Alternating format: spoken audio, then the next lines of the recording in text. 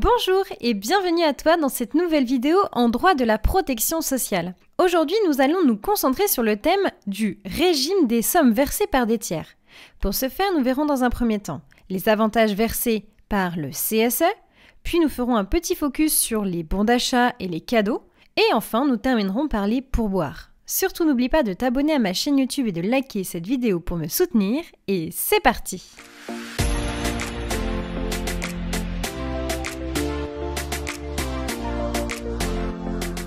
Tout d'abord, les avantages versés par le CSE. Tout d'abord, il faut que tu saches que ces avantages sont soit des avantages en nature, soit des avantages en espèces. D'autre part, tu peux noter que ces avantages sont soumis à cotisation, comme d'ailleurs l'affirme la Cour de cassation le 20 juin 2007. Ici, c'est l'employeur qui doit payer donc ces cotisations, puis ensuite demander le remboursement au CSE. Mais en fait, il n'y a pas de lien entre le CSE et l'URSSAF.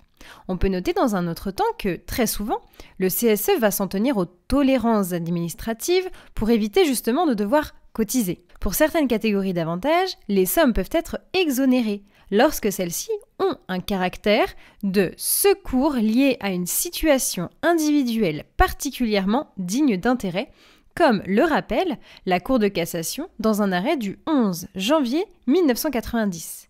Donc par exemple, des aides versées aux parents d'enfants atteints d'un handicap, ou encore des bourses d'études, ou encore des primes de crèche. À présent, un petit focus sur les bons d'achat cadeaux. Souvent, les CSE proposent des bons d'achat, notamment pour Noël, pour des naissances, pour des mariages.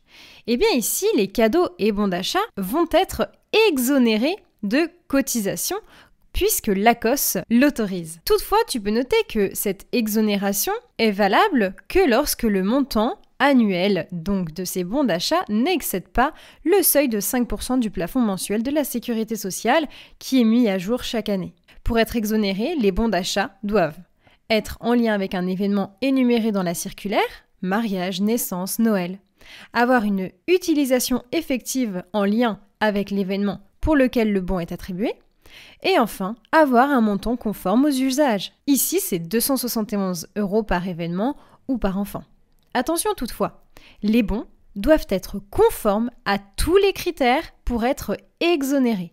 Sinon, on basculera dans un avantage en nature ou en espèces, soumis à cotisation. Enfin, les pourboires, c'est une pratique qui n'est plus vraiment d'actualité en France, pour autant, ils peuvent revenir et dans certaines professions, les pourboires sont d'habitude.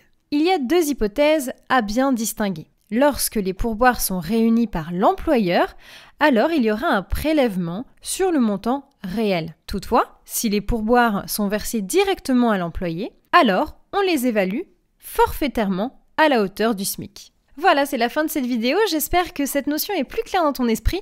En tout cas, n'hésite pas à t'abonner à ma chaîne YouTube et liker cette vidéo et me laisser un petit commentaire. Et moi, je te donne rendez-vous dans une prochaine vidéo. À bientôt!